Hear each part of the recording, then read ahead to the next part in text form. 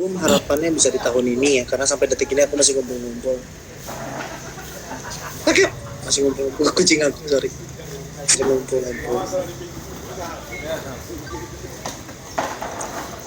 Oke, aku baca pertanyaan selanjutnya nih, karena kayaknya banyak banget jadinya yang masuk. Ada dari Natsashimi. Ada rasa nervous nggak acting sama Vanessa? Kan semua filmnya dia box office semua.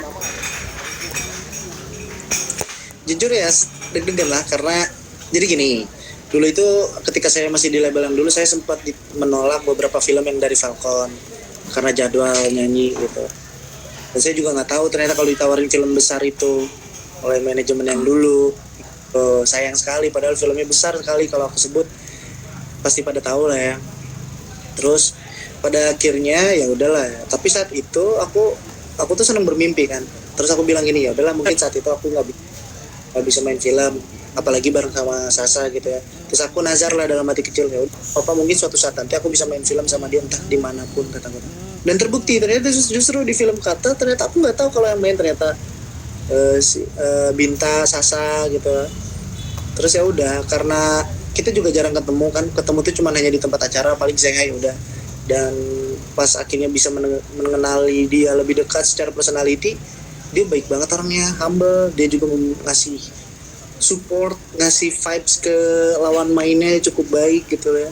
Sasa juga dia pintar bagaimana caranya menjaga mood lawan mainnya gitu. Jadi itu yang ngebuat aku akhirnya bisa beradaptasi lebih cepat untuk bisa jadi peran Nugraha ini. Oke, berarti waktu pertama kali ditawarin itu nggak tahu kalau lawan mainnya adalah Sasa? Iya, jadi kita ketemu pas di tempat reading. Kita ketemu di tempat reading, jadi akhirnya oh ini yang main, oh ini yang main. Oke, ada pertanyaan selanjutnya nih. Ini pertanyaan curhatan. Siapa tahu Iki mungkin bisa menjawab. Dari awal Solihin, Kak, kita harus gimana sih kalau orang yang kita suka ini udah nggak respect sama cowok lagi? Haruskah kita tetap perjuangin atau gimana? Wah, ini curhatan banget nih, Ki. Jawabannya tuh simple, kan udah dengerin lagu Merelakan. Memaksakan sesuatu Berarti harus direlakan nih? Iya, memaksakan sesuatu hal yang berlebihan itu tidak baik, apalagi menjalani yang bukan harusnya miliknya itu tidak baik. Jadi apa harusnya?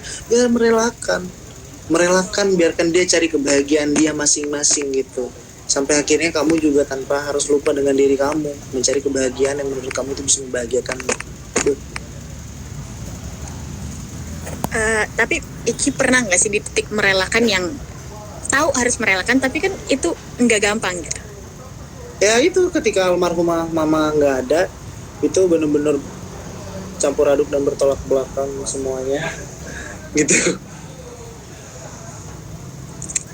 Oke, pertanyaan selanjutnya nih, ada banyak sekali pertanyaan dari Hanlista.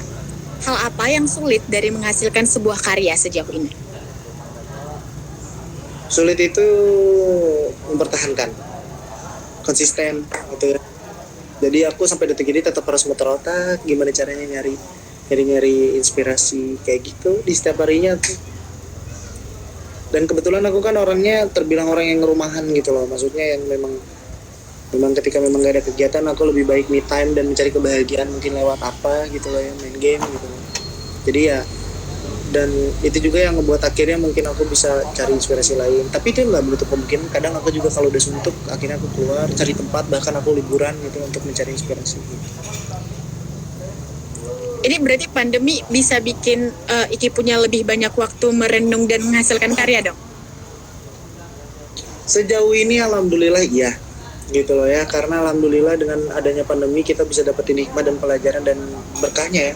Itu alhamdulillah sampai detik ini aku masih bisa di setiap beberapa bulannya aku masih bisa berkarya, dari mulai cuek, mantra, makna, terus seperti kisah, terus tiba-tiba ke Jiva, terus habis itu ke lagu ini, nanti juga ada soundtrack yang satunya lagi. Jadi kayak itu yang ngebuat aku bersyukur gitu loh, karena tidak mudah gitu loh di era pandemi seperti ini. Kita sebagai musisi gimana caranya bertahan hidup, bukan bertahan konsistensi di musik gitu loh ya. Terus juga mensejahterakan tim semuanya gitu. Jadi saya amat sangat bersyukur gitu semuanya. Tinggal jalanin aja gitu.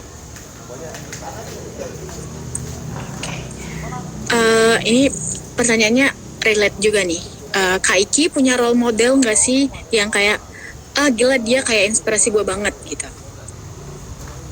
Pastinya ya kalau role model itu ada ya. Jadi kayak misalkan dari musik aku seneng musik R&B misalkan, itu jadi tolak ukur aku. Terus misalkan aku seneng fashion yang memang bisa setidaknya bisa aku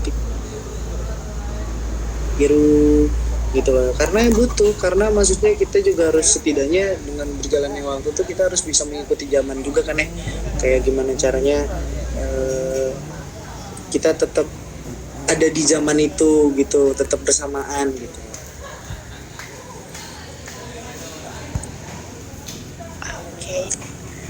Tapi berarti punya sosok yang kamu ngefans banget istilahnya gitu ada nggak sih? Dalam bermusik mungkin? Ada, aku suka Robin Thicke, Boyz II Men, Stevie Wonder. Di Indonesianya aku ada Trio Lestari gitu loh, ada Marcel Siaan. Banyak banget